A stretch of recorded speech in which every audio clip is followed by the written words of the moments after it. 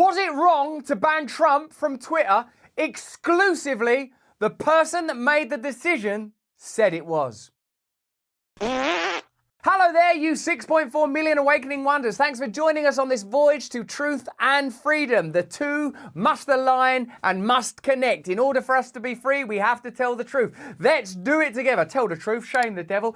Turn on the notification bell and subscribe right now. We make this content every single day and we want you to see it all. Now, I have the honor and privilege of telling you about an important conversation that I feel very lucky to have had. I spoke with Jack Dorsey, the former CEO of Twitter. Now that we're into the Elon era of Twitter, it's easy to forget that it was begun by Jack Dorsey. I didn't know much about Jack Dorsey before this conversation, but now I know him a lot better, and I believe he's going to be an important voice in the tech space for many years to come. Significantly, he now believes that decentralization and transparency are the way forward. I asked him a whole host of stuff. I asked him, what are you doing hanging out with Beyonce and Jay-Z? I asked him significantly, if you had your time again, would you ban Trump? His answer is fascinating and, not to be too cryptic, he said, no, I wouldn't. He also said that what he did was right for the company, but bad for the country. Now that phrase hit me like a lightning bolt. That shows you what kind of culture co-opts even idealistic people that are doing their best, how corruption finds its way into a system. I got the sense that Jack Dorsey left Twitter because he didn't want to be involved anymore in a world that involves corroborating, cooperating, and collaborating deep state interests. This is a fascinating conversation. It's available in full in the other place. But this extract that we want to present to you right now is, I believe, perhaps the most revealing bit. Let me know in the comments how you feel. Did I go deep enough with Jack? Could I have got more? Do you trust him? We spoke about the Hunter Biden laptop and the decision to censor that stuff. In a way, Jack Dorsey's time at Twitter is the most fascinating time because Elon's telling us everything that's going on there now through the Twitter files.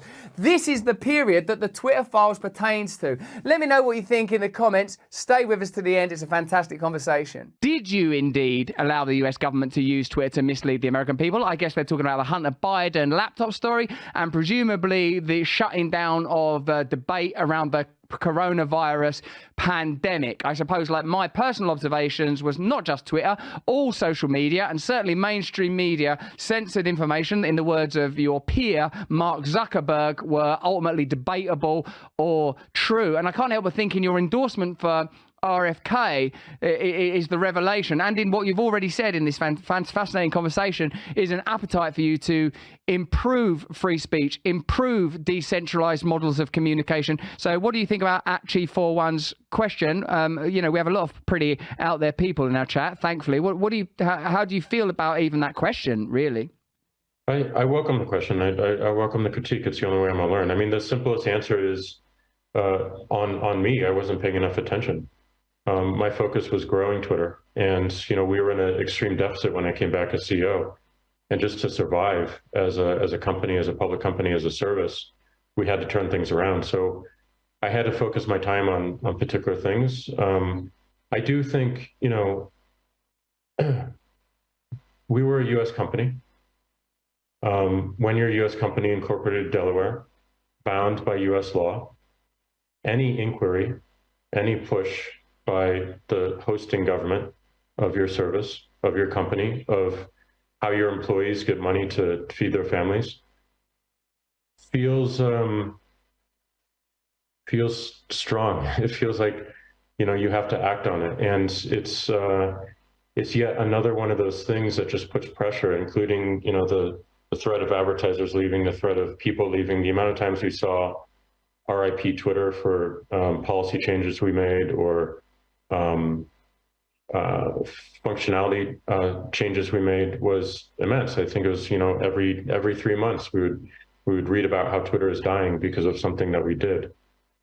I think Twitter is ultimately resilient, and we the team and the service did push back on a lot of those requests too, and you can see those in the Twitter files. It didn't push back on all.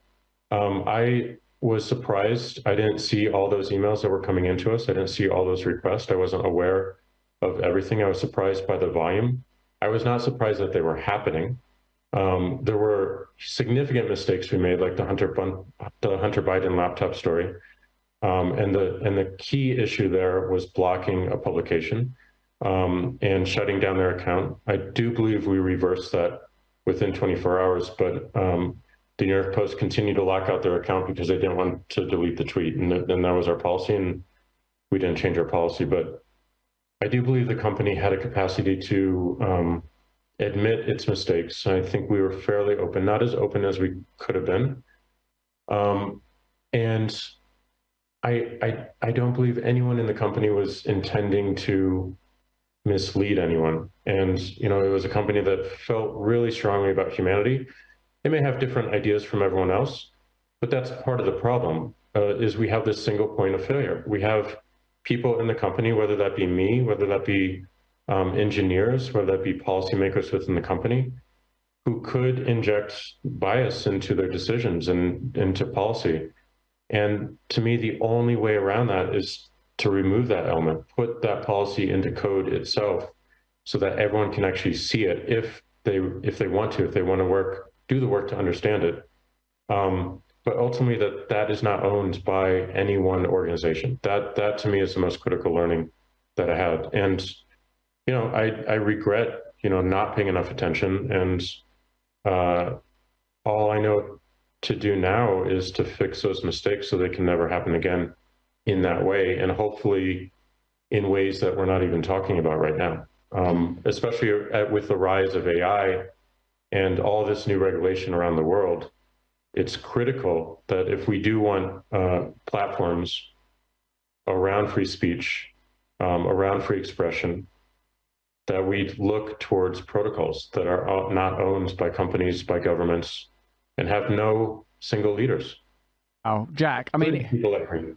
Man, that is so fascinating to hear someone in your position say that. And this is my interpretation. I recognize this is not exactly what you said, but sometimes it feels to me listening to you that you're on a kind of journey of atonement. I know that is a very sort of spiritual word, and I certainly do not feel like I'm in a position to make any judgment, because having been a person, even with my own version of celebrity, I know these things. I know that I've seen people say, oh, Russell Brand, he's controlled opposition. He's a person that's like in this space in order to ensure that true. And I started thinking, God, am I not asking the right questions? Am I not doing the things? Am I still selfish? What are my limitations as a man? Am I doing enough? And I can't imagine what it's like to come up with a platform like Twitter. I don't even know how you do a thing like that, and to see it grow exponentially.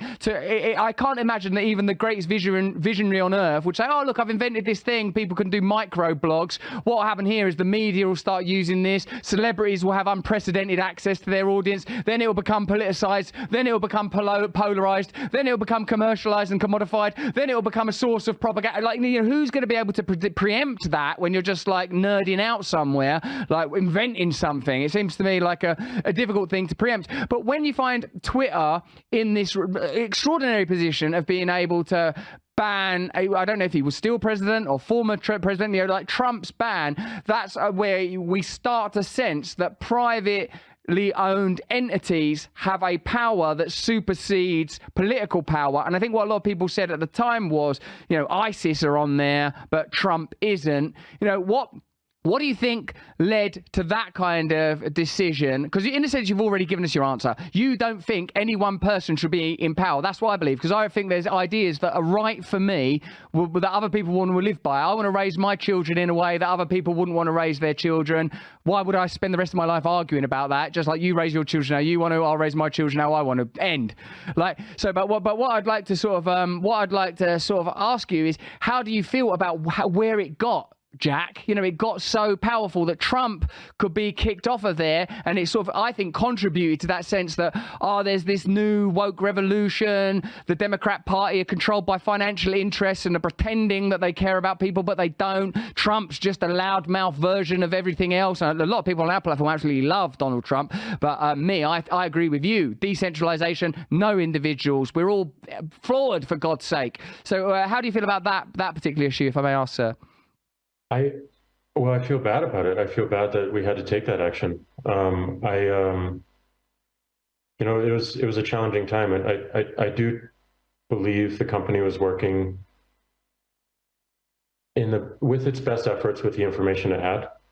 But as I said a few days after that suspension, I believe it was probably the right decision for the company, but the wrong decision for the world. And we saw a lot of follow-on companies such as AWS take Parler off their services and being removed from the App Store. And I think it opened a gate that I'm not proud of at all.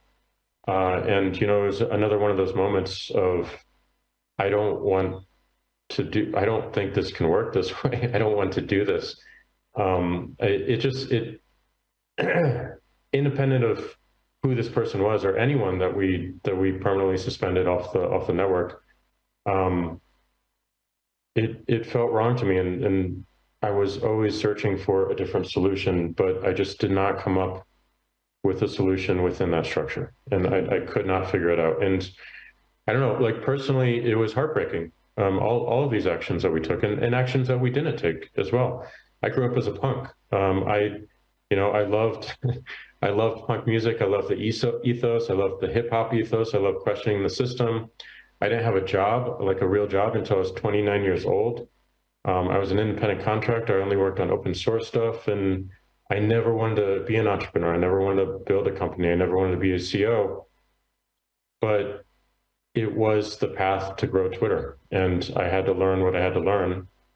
And in that, I learned what I had forgotten as well, what I'd forgotten about what I loved about the internet and why I'm here in the first place, and how grateful I am to the people that truly built a decentralized internet that a lot of companies, our peers, whether that be Google or Facebook or Yahoo, all these things centralized a lot of the internet that we used, and that felt very, very free.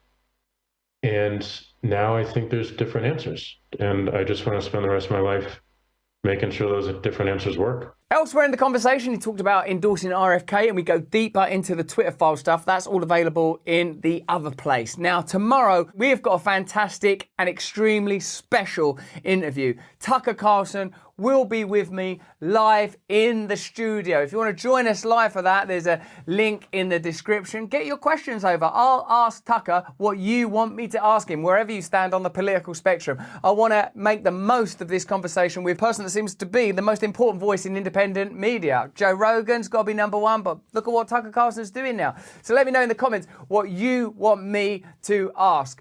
Let me know what you think about the Jack Dorsey chat. Watch the rest of it, particularly the stuff where he endorses RFK. Fascinating stuff. If you enjoyed this conversation, have a look at this or this. Remember, turn on the notification bell and subscribe. But more important than any of that is that you please, if you can, stay free.